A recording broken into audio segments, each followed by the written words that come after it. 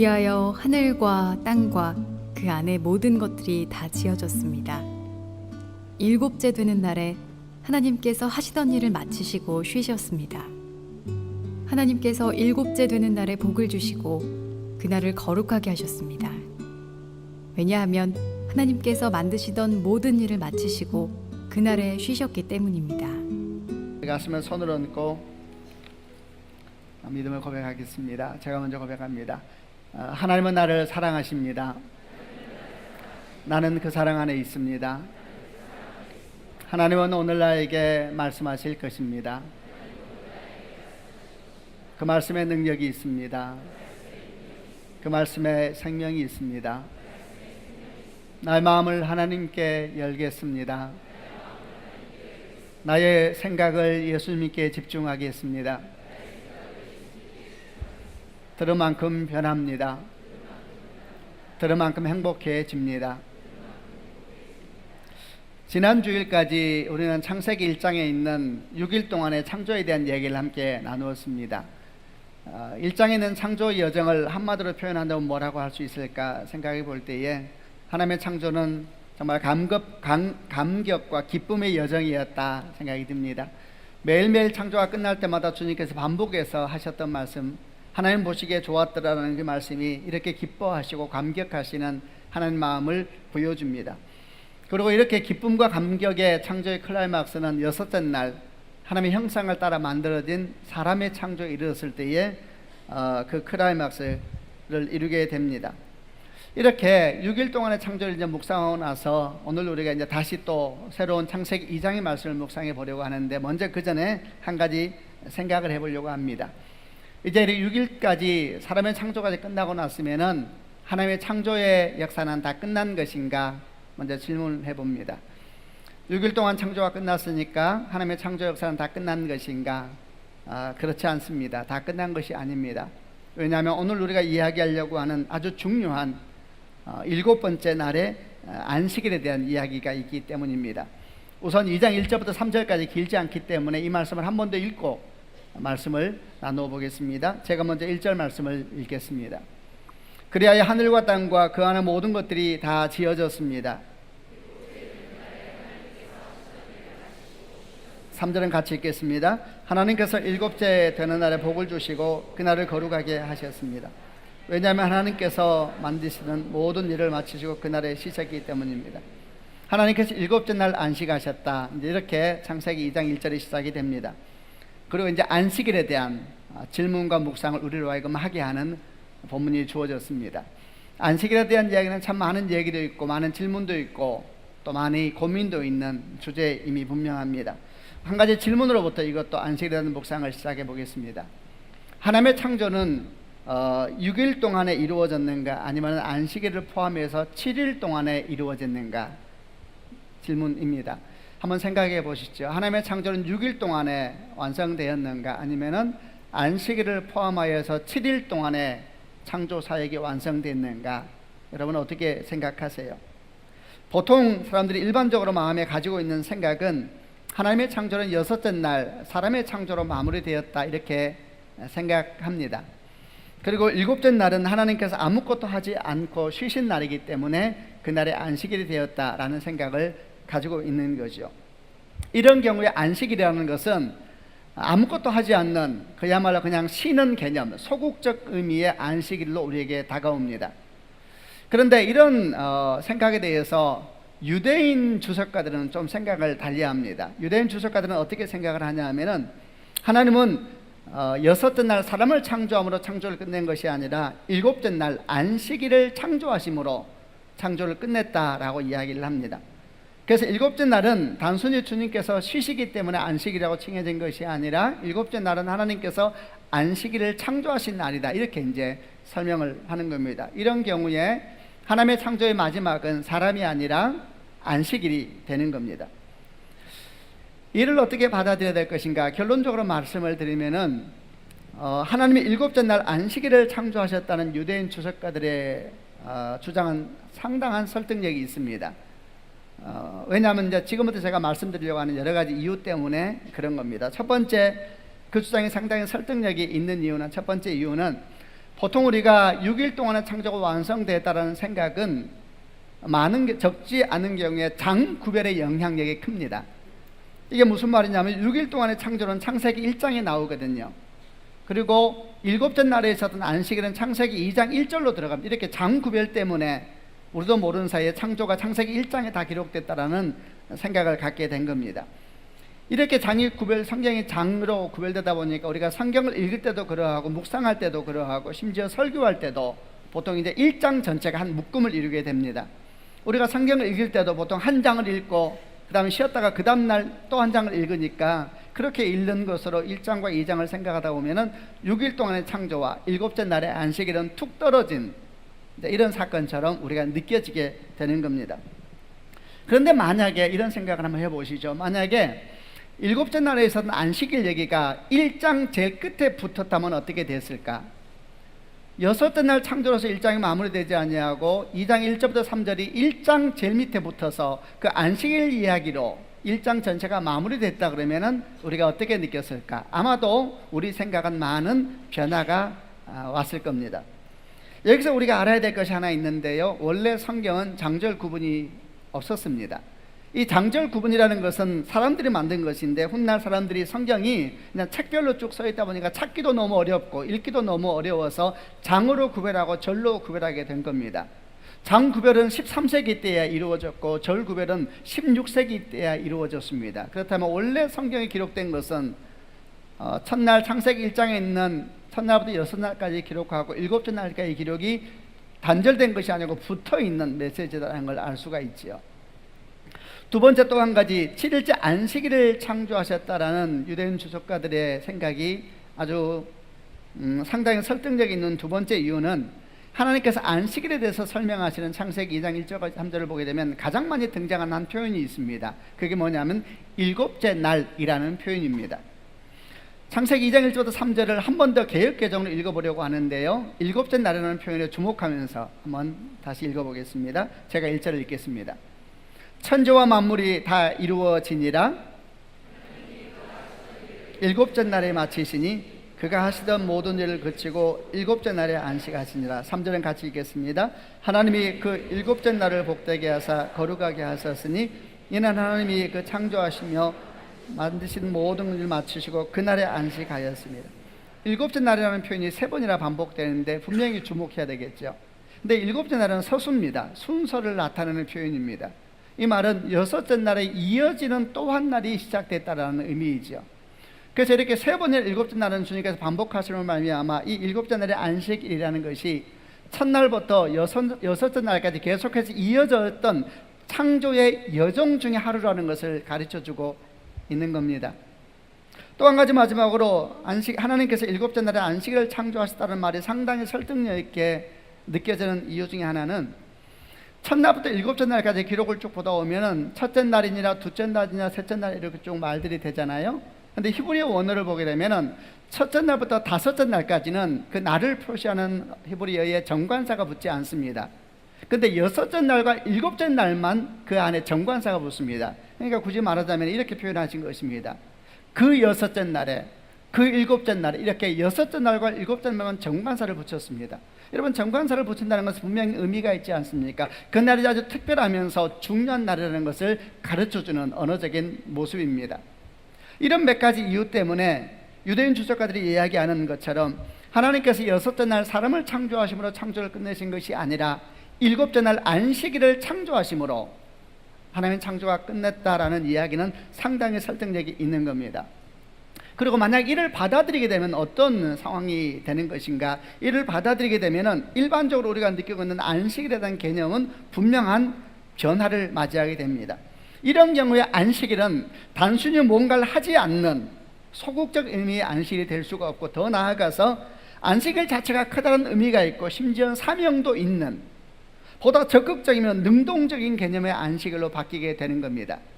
마치 이렇게 설명하면 어떨까 싶습니다. 창조의 과정 가운데 둘째 날 궁창을 만드셨죠. 이 궁창이 재미있다 그랬습니다. 궁창은 빈 공간입니다. 이 공간이죠. 궁창의 특징이 뭐냐 하면 비어 있는데 사실은 생명력으로 가득 차 있다 그랬습니다.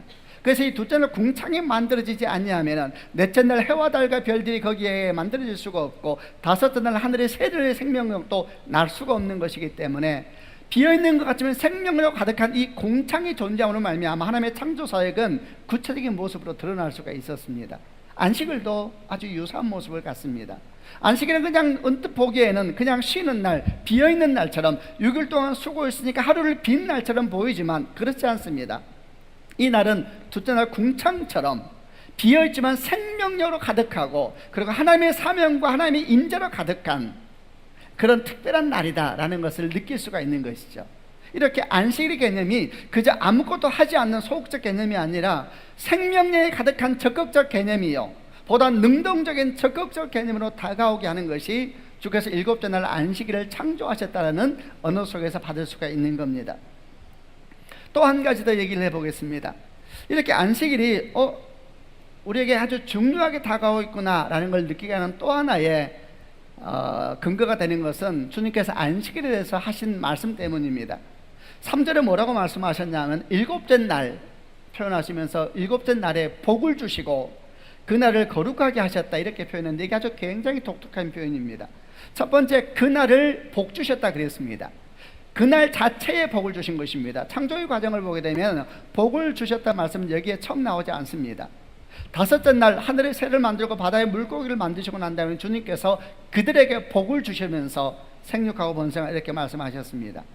여섯째 날 사람을 만드시고 난 다음에 그들에게 복을 주시면서 생육하고 번성하여 땅에 충만하라, 땅에 있는 모든 것을 다스리라 이렇게 말씀하셨습니다. 그리고 일곱째 날 다시 복을 주셨습니다. 그런데 다섯째 날과 여섯째 날의 복은 창조한 대상을 향해서 주신 것입니다. 어느 날짜도 그날 자체를 복 주셨다라는 표현은 없습니다. 근데 갑자기 일곱째 날이 이르러서 그 날을 복 주세요. 좀 신기하지 않아요? 그날 자체가 그 날을 복 주세요. 거기서 끝나지 않고 그날을 거룩하게 하셨다 이렇게 표현하는데 이 거룩이라는 말의 가장 기본적인 의미는 구별하셨다는 이야기입니다. 그러니까 한마디로 말하면은 하나님께서 일곱째 날을 복 주시고 그날에 대해서 이 날은 다른 날과 다르다 이렇게 도장 찍으셨다는 이야기입니다. 주님께서 안식일은 다른 날과 다르다 이렇게 말씀하셨습니다. 이게 창세기 2장 1절에 있는 1절부터 3절에는 안식일에 대한 이야기입니다. 여러분 이런 얘기를 들으면서 어떤 느낌이 듭니까? 마음이 좀 심각해져야 합니다. 도대체 이 안식일이 그렇게 중요한 것이었는가? 약간 번잡해지기도 하고 마음이 이렇게 좀 조심스러워지기도 하고 이런 일이 생겨야 되는 겁니다. 안 생기시면 생기시길 바랍니다. 마음이 좀 심각해져야 돼요. 이거 생각보다 중요한 말씀을 지금 하시는 것 같은데 라는 마음이 들어야 합니다. 그런데 이런 마음에 불을 지르는 사건이 하나 더 생겼습니다. 그게 출애굽 20장에 있는 십계명 이야기입니다. 여러분 십계명은 뭔가 하면 이스라엘 백성의 시내산에서 11개월 정도 머물면서 하나님께 율법을 받았습니다. 근데 그 율법을 한 내용으로 정리한 것이 십계명입니다. 얼마나 율법의 내용, 구약이 다 율법이죠. 이 내용이 많습니까? 그걸 10개의 계명으로 정리한 것이 십계명입니다. 그러니까 십계명은 구약의 율법을 다 정리한 것이고 하나님께서 믿는 이스라엘 백성들, 우리를 포함한 것입니다. 신약의 이스라엘 백성은 교회지요. 우리를 포함하여서 신앙의 핵심적인 중심에 대해서 가르쳐준 게 10개의 계명이라고 말할 수 있죠. 근데 그 중에 네 번째 안식일 얘기 나옵니다. 게다가 안식일 얘기가 제일 깁니다. 제일 길고 자세하게 적혀 있습니다. 다시 또 우리는 생각합니다. 점점 더 안식일에 대한 마음이 신경이 쓰이기 시작합니다. 어쨌든 이런 내용을 쭉 여러분에게 설명하면서 지금까지 나눈 얘기로서 안식일에 대한 네 가지 정리를 해보겠습니다. 첫 번째 안식일은 하나님께서 일곱째 날 만든 창조물입니다. 여러분 이것이 왜 중요한가? 6일 동안 창조를 보게 되면 그 앞에 6일 동안 창조를 보게 되면 창조물은 없으면 사람이 존재할 수가 없는 것이 피조물입니다. 첫날 빛을 만드셨습니다. 빛이 없이 살 수 있습니까? 둘째 날 궁창을 만드셨습니다. 궁창이 없이 살 수 있습니까? 셋째 날 바다와 땅을 만드시고 땅에서 식물이 나게 하셨습니다. 바다가 없이 살 수 있습니까? 식물이 없이 살 수 있습니까? 넷째 날 해와 달과 별들을 만드셨습니다. 살 수 있습니까? 여러분 모든 피조물은 인간이 존재하기 위한 필요 불가결한 피조물입니다. 반드시 있어야만 되는 겁니다. 그런데 그 끝에 안식일이라는 창조물이 등장을 합니다. 여러분 그렇다면 이 안식일은 뭘 의미합니까? 우리에게 뭘 의미합니까? 없으면 죽는 겁니다. 안식일은 그냥 하루 쉬는 날이 아니고 하나님이 특별한 창조물입니다. 게다가 제일 마지막에 창조되었습니다. 우리는 6일 동안 창조를 묵상하면서 느낀 것이 있습니다. 앞 창조는 뒤 창조를 통해서 보완됩니다. 둘째 날 궁창을 만드셨습니다. 이 궁창은 넷째 날 해와 달과 별과 다섯째 날 해로 말미암아 채워집니다. 셋째 날 바다를 만드셨습니다. 이 바다는 다섯째 날 물고기를 만드심으로 채워집니다. 이렇게 뒤창조는 앞창조를 보완하게 되어 있습니다. 여러분, 그런데 그 제일 마지막 창조가 안식일입니다. 그럼 이 안식일은 앞에 있는 모든 창조를 채워주는 것이 안식일인 것입니다. 그리고 이 안식일이 없으면 성경의 원리에 의하면 죽습니다. 두 번째, 출애굽 1장에서 가르쳐주는 안식일에 대한 교훈은 안식일은 없으면 안 되는 필요 불가결한 요소일 뿐만 아니라 두 번째 메시지는 안식일은 하나님의 명령입니다. 필요 불가결할 뿐만 아니라 반드시 지켜야 되는 명령입니다. 그것도 십계명에 포함되어 있는 명령입니다. 어떤 사람들은 십계명은 구약의 말씀 아니냐 이렇게 말씀하는데 그렇게 생각하는 것은 잘못된 생각입니다. 여러분, 십계명을 한번 기억해 보십시오. 그 어떤 계명이 구약에 한정되어 있다 말할 수 있을까요? 1계명, 나 외에 다른 신을 내게 두지 말라. 2계명, 우상을 만들지 말고 거기에 절하며 섬기지 말라. 3계명, 네 하나님의 이름을 망령되이 일컫지 말라. 4계명이 안식일이죠. 5계명, 네 부모를 공경하라. 6계명, 살인하지 말라. 7계명, 간음하지 마라. 8계명, 도둑질하지 말라. 9계명, 네 이웃에 대해 거짓 증거하지 말라. 10계명, 네 이웃의 집을 탐내지 말라. 여러분, 어떤 것도 구약에 한정된 메시지가 아닙니다. 그런데 왜 네 번째만 구약에 한정됐다고 말할 수 있겠습니까? 지나친 해석이죠. 안식일은 구약에 한정된 메시지 아닙니다. 십계명은 신구약을 관통하면서 우리에게 주어진 하나님의 말씀인 것을 믿음으로 받는 축복이 있기를 바랍니다. 자, 보십시오. 우리는 안식일 얘기하고 있습니다. 첫 번째 안식일은 필요 불가결한 요생을 알게 되고, 두 번째 안식일은 명령이라는 것도 알게 됐습니다. 여기서 끝나지 않습니다. 세 번째 안식일은 그 자체가 복되며 그 자체가 구별된 날입니다. 안식일에 하는 일이 복된 게 아닙니다. 안식일에 어딜 가야지 복을 받는 게 아니고 안식일 자체가 복되다 그랬습니다. 아주 특이하다 그랬죠. 저는 그래서 안식일은 공기도 다르다고 생각하는 사람입니다. 그날은 공기도 다르고 그날은 생명도 다르다. 그날은 아침에 눈을 뜰 때 내게 주신 은혜도 다르다. 그리고 주님께서 안식일은 다른 날과 구별하셨습니다. 분명합니다. 안식일은 다른 날과 다릅니다. 저는 여러분에게 지금 창세기 2장 1절 3절과 그리고 십계명을 통하여서 안식일에 대한 얘기를 전해드렸습니다. 그리고 여러분에게 말씀드리기를 마음이 심각해져야 됩니다, 이런 얘기를 했습니다. 그게 첫 번째 레슨입니다. 이런 안식일에 대한 모든 생각들은 우리로 하여금 그동안 우리가 가지고 있었던 안식일에 대한 생각이 매우 부족했을 뿐만 아니라 심지어 문제가 있었다는 느낌을 강하게 갖게 합니다. 그리고 대부분의 사람들이 가지고 있는 실제 안식일에 대한 생각은 성경에서 말씀하고 있는 하나님께서 말씀하신 안식일의 중요성이나 그 생각에 대단히 많이 미치지 못하고 있는 것이 사실입니다. 심지어 오늘날에 와서는 건강하지 못한 많은 단체들이 잘못된 안식일에 대한 개념까지 주장함으로 말미암아 안식일에 대한 하나님의 말씀은 더욱더 우리가 주목하면서 바르게 분별해야 될 필요성이 더 커지고 있습니다. 이렇게 하나님은 안식을 중요하게 말씀하고 있는데 우리는 중요함을 깨닫지 못하고 있고, 그럴 때엔 반응하지도 못하고 있다는 이 사실이 아까 말씀드린 것처럼 오늘 설교의 첫 번째 교훈입니다. 여러분, 안식일은 아주 중요합니다. 주님의 말씀이십니다. 그리고 이 안식일은 모든 피조물처럼 없으면 죽습니다. 이 안식일은 생명으로 가득한 날이며 은혜로 가득한 날입니다. 안식일이 존재할 때에 거기에 하나님의 생명력이 춤을 추고 하나님의 은총이 춤춘다는 것을 믿음으로 받는 복이 있기를 바랍니다.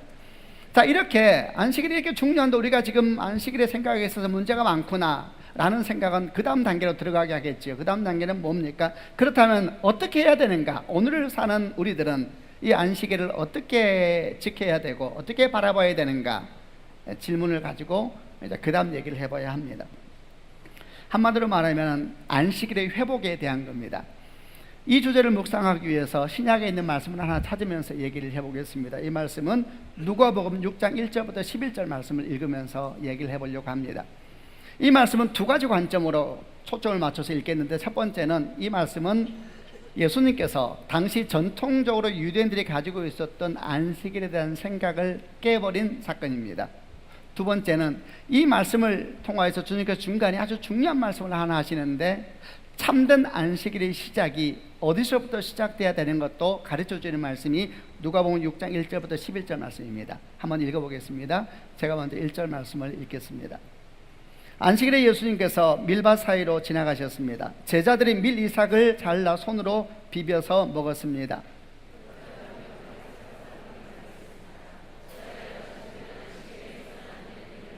예수님께서 그들에게 대답하셨습니다. 너희들은 다윗과 그 부하들이 굶주렸을 때 다윗이 한 일을 읽어보지 못했느냐?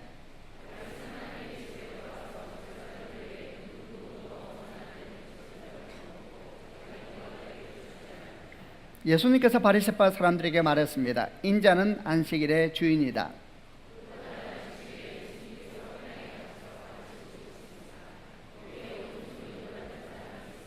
율법학자들과 바리새파 사람들이 예수님께서 안식일에 사람을 고치시는지 보기 위해 살피고 있었습니다. 그들은 예수님을 고소할 거리를 찾으려고 하였습니다.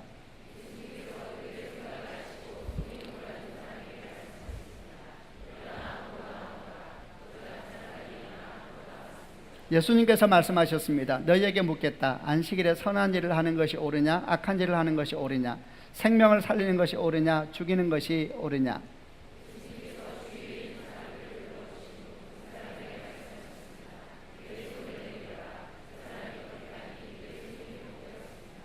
그러자 그들은 화가 나서 예수님을 어떻게 처리할까 하고 서로 의논하였습니다. 보십시오. 지금 예수님은 당시 유대인들이 가지고 있는 전통적인 안식일 개념을 통째로 뒤흔들고 계십니다. 당시 유대인들은, 아니 지금도 정통 유대인들은 이 땅에 있는 누구보다도 안식일을 잘 지키는 사람입니다. 당시에도 그랬습니다. 그 당시에도 수십 개의 안식일에 해서는 안 되는 금지 규정을 만들어 놓고 그것을 잘 지키기 위해서 온 힘을 다했습니다. 더 나아가서 그 규정을 지키지 않는 사람을 살펴보고 그런 사람은 성경에서 죽이라 그랬거든요. 아주 눈을 부릅뜨면서 그 규정을 지키기 위해서 노력하고 있었습니다. 그런데 지금 주님께서 그 안식일 규정을 치고 들어가시고 계십니다. 예를 들어서 오늘 내용 가운데 주님께서 안식일에 손 마른 병든 사람을 고치시는 장면이 나옵니다. 안식일 규정에 의해도 안식일에 모든 걸 할 수 없는 것이 아닙니다. 위급한 환자는 안식일에도 고칠 수 있었습니다. 문제는 치유가 문제가 아니고 손 마른 병은 위급한 병이 아니었다는 게 문제입니다. 그 다음날 고쳐도 됩니다. 근데 굳이 주님께서 그날 고치셨죠. 이것은 사실은 논란을 만들어낸 겁니다. 아주 의도적으로 주님께서 그 당시에 유대인들이 가지고 있었던 전통적인 안식일 개념을 공격하고 무너뜨리고 있는 겁니다. 이로 말미암아 사람들이 전통적으로 가지고 있었던, 특별히 구약에 속해 있는 안식일 개념이 변해야 된다는 메시지를 분명코 주고 있는 것입니다. 그리고 그 중간에 6장 5절에 아주 중요한 말씀을 하시면서 두 사건이 이어지고 있는데, 6장 5절에 무슨 말씀하시냐면은 인자는 안식일의 주인이다라는 말씀을 툭 던집니다. 이러므로 말미암아 참된 안식일의 회복의 중심에는 인자 대신 예수 그리스도가 있어야 된다는 이야기를 오늘 본문에서 하신 것입니다. 여기서부터 우리가 참된 안식일 회복에 대한 얘기를 시작할 수가 있습니다. 여러분, 참된 안식일의 회복에 대한 묵상의 시작은 구약의 안식일 개념에서 뛰어넘어서 주님께서 신약에서 말씀하신 안식일에 대한 접근으로 들어가야 됩니다. 그리고 그 시작은 6장 5절에서 말씀하신 것처럼 인자가 안식일의 주인이다 라는 곳에서부터 시작이 되어야 합니다. 인자는 예수 그리스도를 칭하는 또 다른 별칭입니다. 인자는 안식일의 주인이다. 보통 우리가 가지고 있는 안식일에 대한 개념 내지 접근은 어떤 것이냐면 시간이라든지 공간의 문제로 접근하는 경향이 있습니다. 그런데 오늘 주님은 시간과 공간 문제를 말하지 않고 예수님이라는 그분과의 만남 또는 그분과의 관계에 대한 이야기가 안식일의 핵심이라는 것을 가르쳐주고 있습니다. 이 부분은 요한복음 4장을 묵상하면서 조금 더 보완해서 설명해 보겠습니다. 요한복음 4장은 또 한 가지 유명한 사건이 기록되어 있는데, 예수님이 사마리아 여인과 수가성에서 대화하는 장면이 요한복음 4장에 나옵니다. 주님께서 사마리아 땅으로 올라가시다가 지치셔서 수가성 우물가에 앉아 있을 때에 한 여인이 정오에 아주 무더운 시간에 물을 뜨기 위해서 우물가에 나왔습니다. 그리고 이제 예수님과 이 여인의 대화가 시작이 됩니다. 근데 대화 중간에 여인이 예수님께서 범상치 않은 분이라는 걸 알게 됐어요. 그래서 선지자구나 생각하면서 이 여인이 평소부터 묻고 싶었던 질문 하나를 하는데 이렇게 이야기를 합니다. 우리 조상들은, 사마리아인들은 이 산, 그리심 산입니다. 이 산에서 예배해야 된다고 말하고, 유대인들은 예루살렘에서 예배해야 된다고 말합니다. 질문이죠. 어디서 예배하는 것이 옳은 것입니까? 이렇게 장소에 대해서 이제 질문을 던집니다. 그러자 주님께서 이렇게 대답하십니다. 이 산에서 말고 예루살렘에서도 말고 너희가 아버지께 예배할 때가 올 것이다. 아버지께 참되게 예배하는 자들은 영과 진리로 예배할 때가 오나니 곧 이때라 이렇게 말합니다. 장소에 대한 질문을 했는데 장소보다 때가 중요하다는 얘기를 합니다. 근데 그 때가 언제냐? 아버지께 진정으로 예배할 때가 오는데 곧 이때라 이러면서 이때라 이렇게 말씀하세요. 그래서 이 말씀의 해석에 중요한 것은 이때가 언제냐가 중요하죠. 이때가 언제인가? 말 그대로입니다. 그때입니다. 그때. 지금 그때는 어떤 때인가? 예수와 사마리아 여인이 만나고 있잖아요. 그래서 주님께서 말씀하신 예배의 핵심은 시간은 문제도 아니고 공간은 문제도 아니라 예수와의 만남이 있어야지 예배는 시작된다라고 가르쳐주고 있는 것이죠. 예수와의 만남이 없으면 사실 예배는 시작되지 않은 것입니다. 예수와의 만남이 없이 주변만 걷도는 사람도 있습니다. 예수와의 만남이 없이 잠깐 왔다가 돌아가는 사람도 있습니다. 우리 가운데도 있을 수 있지요. 그러나 예배는 하나님 예수와의 만남을 통해서 예배가 시작되고 예수와의 만남을 통해서 예배가 깊어지는 것이죠. 아멘이지요.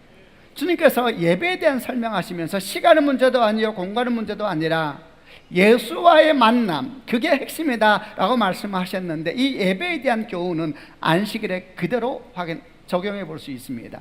안식일의 핵심은 시간은 문제가 아닙니다. 공간은 문제도 아닙니다. 토요일이 안식일인가 주일이 안식일인가 사실 핵심은 거기에 있지 않습니다.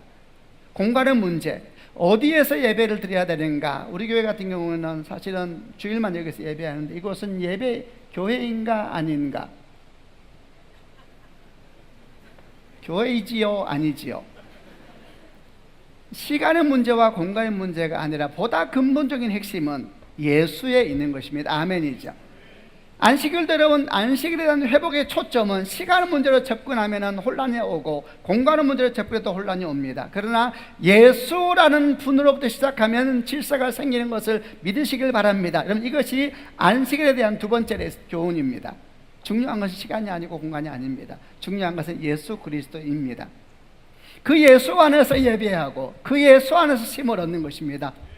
우리는 어거스틴이 했던 말을 자주 생각하곤 합니다. 어거스틴이 그랬지 않습니까? 오 하나님, 우리는 하나님 안에서 쉬기까지는 진정으로 쉬지 못합니다. 쉼, 안식에 대한 이야기를 합니다. 우리는 하나님 안에서 쉬기까지는 진정으로 쉬지 못합니다. 우리는 이것을 여섯째 날 창조 때 묵상했었습니다. 왜 그렇습니까? 우리가 그분으로부터 흘러나왔기 때문에 그분에게 우리 안식이 있고 그분이 우리 고향이라 그랬습니다. 근데 여러분, 우리가 하나님 안에서 쉬기 위해서는 반드시 예수 그리스도가 우리에게 필요합니다. 왜냐하면 그분이 우리를 하나님께 인도하시는 구원의 길이시거든요. 아멘이죠. 참된 안식은 어거스틴이 말한 그대로 하나님 안에 있는 것인데, 그 하나님 안에 있는 안식을 회복하기 위해서는 예수과의 만남, 그 만남이 참된 안식을 향하여 걸어가는 통로요, 길이 되는 것입니다. 그러므로 우리는 좀 더 묵상을 정리해 갈 수가 있습니다. 구약의 안식일은 여러분 신약의 주일로 완성되는 것입니다. 아멘이죠. 구약의 안식일은 신약의 주일로 완성되는 것은 지금 이야기 흐름 속에 아주 자연스러운 것입니다. 이는 마치 구약이 신약으로 완성되는 것과 똑같은 원리입니다. 주님께서 마태복음 5장 17절에 이렇게 말씀하셨습니다. 내가 율법이나 선지자를 폐하러 온 줄로 생각지 말라. 폐하러 온 것이 아니라 완전케 하려 함이니라. 쉬운 성경은 완성하기 위해서이다. 여러분, 주님은 구약을 폐한 게 아니고 완성하셨습니다. 아멘이죠. 여러분, 구약은 필요 없는 것이 아닙니다. 구약이 없이 신약은 없습니다. 구약은 뭘 가르쳐주나? 우리 죄성을 가르쳐줍니다. 죄를 깨닫지 못하면 예수가 와도 우리는 못 봅니다. 구약이 없이는 신약이 없는 것이죠. 그래서 구약은 신약으로 완성됐습니다. 그리고 구약의 안식일은 신약의 주일로 완성됐습니다. 여러분, 구약은 구약의 안식일은 뭘 했습니까? 구약의 안식일은 창조주 하나님을 기억하면서 예배하는 날이었습니다. 신약의 주일은 뭘 한 날입니까? 신약의 주일은 십자가에서 죽으시고 다시 부활하신 예수를 통하여서 우리가 다시 창조주 하나님 앞에 선 날입니다. 신약의 주일은 창조주 하나님만 성부 하나님만 찬양하는 것이 아니라 성자 하나님과 성령 하나님, 삼위 하나님을 온전하게 예배하는 거룩한 날이 신약의 주일인 것을 믿으시는 축복이 있기를 바랍니다. 참으로 신약의 주일은 구약의 안식일의 완성입니다. 사실 구약의 안식일은 다 채워지지 않는 것이었습니다. 그때 우리는 성부 하나님만 예배했습니다. 예수로 말미암아 우리는 모든 것이 열렸고 성부, 성자, 성령을 온전하게 예배하는 그야말로 창조주 하나님 앞에 온전하게 서게 되는 역사를 신약의 주일 가운데 경험하게 된 겁니다. 아멘이죠. 그래서 여러분, 초대교회는 이를 너무나 잘 알았습니다. 사도들과 초대교회 성도들은 너무나 잘 알았기 때문에 그들은 안식일 날 모이지 아니하고 주께서 부활하신 후 첫날 주일날 모였습니다. 그날 주의 날이라고 이름 붙여서 주일 된 겁니다. 안식 후 첫날 모여서 무엇을 했습니까? 예수 안에서 시작된 참된 안식을 기뻐하고 예수의 제름으로 완성될 참된 안식을 소망하면서 예배드렸습니다. 모든 생업을 멈추고 예수 안에서 기뻐했습니다. 노래하고 찬양했습니다. 성부 하나님, 성자 하나님, 성령 하나님을 노래하면서 그분의 창조도 되신만이 아니라 다시 공헌한 역사를 노래하면서 예배했습니다. 그리고 그 예배 가운데서 치유가 일어나고 회복이 일어나고 은총이 강물처럼 흘렀습니다. 그리고 그 주일의 은혜가 오늘 여기까지 흐르게 된 겁니다. 아멘이죠. 우리도 여러분 지금 사도들과 초대교회의 교훈을 따라서 주의 날에 지금 함께 모여서 기뻐하고 노래하고 있는 것입니다. 창조주 하나님을 기뻐할 뿐만 아니라 구원하신 아들 예수 그리스도, 우리와 함께 하시는 성령 하나님을 생각하면서 삼위 하나님께 온전히 예배하고 있는 것입니다. 보십시오. 안식일에 대한 거룩한 묵상은 이제 우리를 주일의 은혜에 대한 것까지 우리를 이끌어오고 있는 것입니다. 이제 우리는 거의 안식일에 대한 말씀을 마무리해 가고 있습니다. 보십시오. 우리는 창세기 2장 1절로 3절을 묵상하면서 안식일이 7일째에 있는 하나님의 창조물이라는 걸 알게 되면서 안식일이 대단히 소중하다는 걸 인식을 하게 됐습니다. 그리고 그 소중함에 대한 인식이 우리로 하여금 어떻게 하면 참된 안식일을 회복할 수 있을 것인가 고민하게 만들고, 그것이 예수 그리스도 안에서 시작된다는 것을 알게 하는 흐름까지 나오게 했습니다. 그리고 이 흐름은 마침내 오늘 우리가 살고 있는, 오늘 우리가 살면서 예배하고 있는 이 주일의 소중함까지 묵상이 흘러오게 된 겁니다. 이 묵상이 옳은 묵상이고 바른 흐름입니다. 안식일은 소중합니다. 아멘. 이 안식일은 예수 안에서 다시 시작됩니다. 아멘. 주일은 참으로 소중합니다. 아멘이죠. 여러분, 주일은 참으로 소중합니다. 안식일에 대한 묵상에서부터 완성된 안식일인 주일까지 묵상에 이르면서 우리 마음은 무엇을 생각하게 됩니까? 여러분, 주일은 굉장히 소중합니다. 우리 조상들은 이 날을 주일 성수라고 이름을 불렀습니다. 거룩한 날을 지키자 그랬습니다. 여러분, 어떤 사람들은 신약을 사는 우리들은 모든 날이 다 중요하니까, 다 모든 날이 다 주의 날이니까 특별히 주일 성수라는 개념에 대해서 둔해져 버린 감이 있습니다. 사실 모든 날이 주의 날이라는 말은 옳은 말입니다. 그러나 항상 우리는 깨어 있어야 됩니다. 이게 잘못하면 자기 꾀에 속는 것입니다. 모든 날이 소중하다고 말하면서 정작 한 날도 소중히 여기지 못하는 사람들은 얼마나 많습니까? 우리는 결혼한 남자나 아내가 모든 여자가 다 귀해, 이런 말이 멋져 보이지만 이상한 소리입니다. 아내가 귀한지를 알아야지 다른 여인도 귀한 것이죠. 우리 아내는 모든 여인처럼 다 똑같아, 그러면 안 되는 겁니다. 여러분, 한 날을 귀히 여기는 것은 중요한 영적인 원리입니다.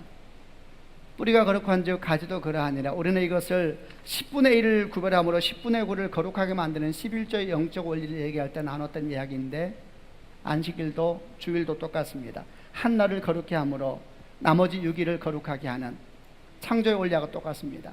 마지막 날 창조는 그 앞에 있는 모든 창조를 채워줍니다. 한 날을 거룩하게 함으로 나머지 모든 날을 거룩하게 하는, 그래서 이 한 날 우리는 주 앞에 나와서 주를 부르는 겁니다. 얼마나 놀라운지 모릅니다. 주의 은총이 우리를 덮을 때에 지난 한 주 동안 슬픔을 주께 내어드리고, 지난 한 주 동안 범죄함을 주께 내어드리고 하나님의 이름을 부르는 겁니다. 우리 영혼은 소생하고 우리 삶은 새로워지고, 얼마나 주님 말씀하신 그대로입니다. 그날이 없으면 죽습니다. 여러분, 주일을 소중히 여기는 축복이 있기를 바랍니다. 또 어떤 사람들은 주님과의 만남이 참된 안식일의 초점이라면 시간과 공간은 중요하지 않는 거 아니냐라는 생각을 더 나아가서 이런 생각까지 하기 시작합니다. 그렇다면 집에서 가족끼리 모여서 예배하면 되지 왜 이렇게 꼭 복잡하고 힘든데 모이게 하느냐. 거실에서 기독교 방송 되면 기독교 방송 보면 설교도 훨씬 잘하더만 그러면은 교통 문제도 없고 복잡하지도 않고 몸도 편하고 마음도 편하고 좋지 않느냐 이렇게 말할지도 모릅니다. 여러분 어떻게 생각합니까? 물론 집에서도 예배할 수 있습니다. 그러나 정직하게 우리가 돌아보건대 그 예배가 지금 이렇게 드리는 예배처럼 우리를 거룩하게 합니까? 우리를 진지하게 합니까? 우리를 주 앞에서 고민하게 합니까? 우리를 주 앞에서 울게 합니까? 그럴 때도 있을지도 모르지요. 그러나 우리는 우리 자신을 잘 알고 있습니다. 그뿐만이 아닙니다. 교회는 하나님께 예배하는, 주일날 모여서 예배하는 것만이 주님께서 말씀하신 주일 안식일의 일이 아닙니다. 성경은 말씀하시기를 함께 모여 격려하며 사랑하며 격려하며 섬기라고 말씀하셨습니다. 이런 공동체성은 반드시 함께 모여야 합니다. 그래서 이를 알았기 때문에 우리의 사랑하는 사도들과 초대교회는 서로 모이기를 힘쓰고 모일 때마다 기도하고 그리고 서로를 향해서 축복하며 떡을 떼는 성찬을 나누었던 것입니다. 히브리서 10장 24절 25절 말씀에 서로 돌아보아 사랑과 사랑을 격려하며 모이기를 피하는 어떤 사람들의 습관과 같이 하지 말고 오직 권하여 그날의 가까움을 볼수록 더욱 그리하자. 성도 여러분, 주의 은혜가 여러분과 함께 하시기를 바랍니다. 여러분 안식일은 대단히 중요합니다. 이를 심각하게 마음으로 받고 생각하는 축복이 있기를 바랍니다. 주일은 굉장히 소중합니다. 주님 말씀에 의하면 없으면 죽습니다. 나와서 영혼을 단장하게 하시고 나와서 주님을 노래하시고 여러분이 생명력이 넘치게 하시는 귀한 주일 되기를 주님의 이름으로 축원합니다. 아멘. 기도하십시다.